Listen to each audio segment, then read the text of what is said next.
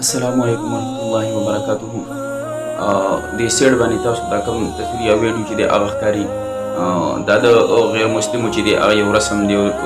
رواج دی چې لکه څنګه د هندوانو چې د رسم او رواج دی چې یو کس وفات شي نو هغوی چې د هغه خپل دغه چې دی یو لرګی میلاویږي هغه ورته کیږدي او بیا پکې هغه بدن کیږدي او بیا پې ډکي کیږدي او بیا پې د پاسه غوړی بیا پې یو تیل واړی اور تیر چپېره چې دی ورکي او په دنیا کې هغه ته یو جهنم جوړ کړي. دغه شان دا هم چې دی یو قوم دی یو د هغوی چې دغه رسم دی چې داسې تنور شانې جوړ کړی دی او یو که ستاسو خیلي هغه پکې دغه ویډیو کې ښکاري چې مړی شوی دی او هغه یې په هغه دا کې بند کړی او په دغه پټلی شان کې ور دننه کړي تنور ته او ورته اور لمبې چې دی خیږي او واپس د هغه څیز وباسي. نو بس ښکاره خو موږ چې دی ایره ایره بالته چې دی ښکته پرېوځي. الحمدلله مسلمانانو چې موږ په کوم موږ چې مسلمانانو چې موږ به د خپل ایمان باندې الله چې دی ډېر زیاته لوی شکریا ادا کړو چې الحمدلله الله موږ د مسلمانانو پیدا کړي او د داسې مصیبت د داسې حالاتو او د داسې چې دی مذاهبونو او د داسې عقایدو د نه موږ تاسو چې دی محفوظ ساتلي ځکه چې دغه عقایدو والا چې دي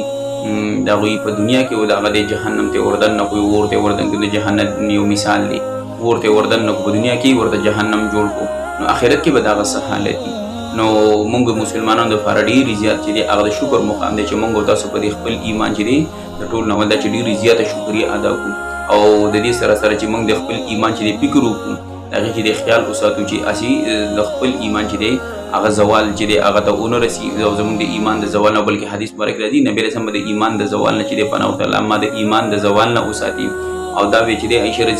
رضی الله عنها فرمایي نبي رسول اکثر چې دی دا دعا کوله الله اخر خاتمه زما چې دی بل ایمان کی مومن باندې ډیر زیات چې دی هغه احتیاط چې دی اخر خاتمه د ایمان سره کې چې نه چې د جهنم خشاک چې دی هغه جوړ شو په ایمان باندې دی د الله ډیر زیات شکریا ده چې الله مونږ تاسو ته ډیر زیات لوی دولت را نصیب کړي ځکه قرآن آیتونو په مونږ تاسو وګورو نو په ډیرو آیتونو کې دا خبره چې دا هغه ذکر شوی او بیان شوی ده چې بیا کو آخرت کې یو کس چې دی هغه دنیا او دا ټول دنیا د سترو زرو د سپینو زرو شو دا په پیډه کې ورګلو ور په الله به نه قبلای چې ایمانی دنیا کې نه دی راوړی او د ایمان نه بغیر تل به د ټول دنیا د سترو زرو شو د یو کس شو له به د الله ته وی الله دا والا خو ما د دې